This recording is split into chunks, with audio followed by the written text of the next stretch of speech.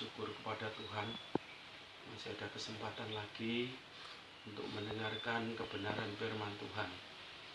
Minggu kemarin saya ambil dari Ibrani pasal 4 ayat 14. Sekarang saya ambil dari Ibrani 4 ayat yang ke-15. Saudara, ayat yang ke-14 kemarin firman Tuhan berbicara masalah bahwa Tuhan Yesus itu adalah bertanggung jawab atas hidup kita. Sekarang ayat 15 saya bacakan. Sebab imam besar yang kita punya bukanlah imam besar yang tidak dapat turut merasakan kelemahan-kelemahan kita. Sebaliknya sama dengan kita. Ia telah dicobai, hanya tidak berbuat dosa.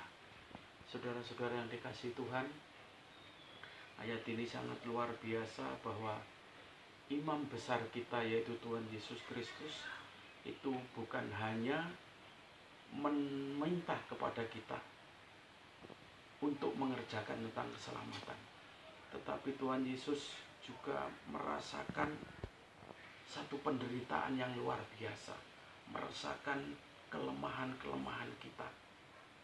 Saudara, karena kelemahan kita maka Tuhan Yesus harus menanggung satu penderitaan yang luar biasa, yaitu disalib. Saudara yang dikasihi Tuhan, saya teringat satu peristiwa yang sangat mengejutkan, yaitu pada waktu Tuhan di Taman Getsemani dihadapkan dengan satu cawan, saudara. Maka apa kata Tuhan? Kalau boleh berlalu Bapa, kalau boleh cawan ini berlalu, artinya apa, saudara? Tuhan Yesus tahu bahwa cawan ini berisi satu penderitaan. Tetapi kami bersyukur apabila pada waktu itu cawan itu dilalukan oleh Tuhan, tidak terjadi satu penyaliban, maka Tuhan Yesus tidak akan menanggung kelemahan kita. Karena cawan itu harus terjadi, yang berisi satu penderitaan, yaitu penyaliban dirinya sendiri. Maka Tuhan itu menanggung segala kelemahan kita. Saudara-saudara yang dikasihi Tuhan, Kristen itu sebenarnya berbicara masalah penderitaan. Saudara, seringkali orang salah tafsir bahwa ikut Tuhan itu harus kaya raya, mobilnya harus mewah, uangnya harus banyak. Bukan, saudara.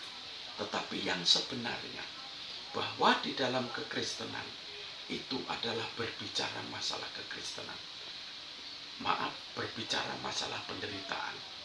Saudara, kalau di dalam kekristenan ini tidak mau menderita, tidak tahan menderita, saudara, maka orang itu adalah orang pengecut.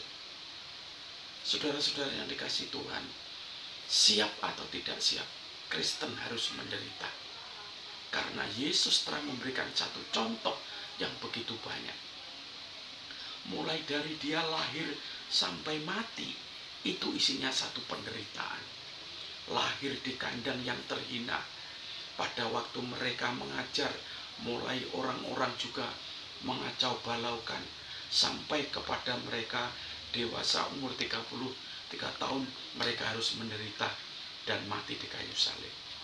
Saudara-saudara yang dikasihi Tuhan, apabila di dalam kekristenan ini tidak mampu menderita, saudara, maka kekristenan kita tidak akan punya nilai. Tetapi ayo malam hari ini Tuhan katakan, aku juga merasakan kelemahan itu. Artinya, saudara, Tuhan itu telah menanggung segala kelemahan kita dan penyakit kita. Untuk itu, ayo kita berjalan bersama dengan Tuhan, menyelesaikan tugas kita di dalam kekristenan kita. Penderitaan ini bersama-sama dengan Tuhan.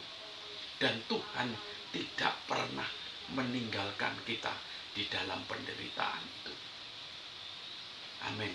Tuhan Yesus memberkati.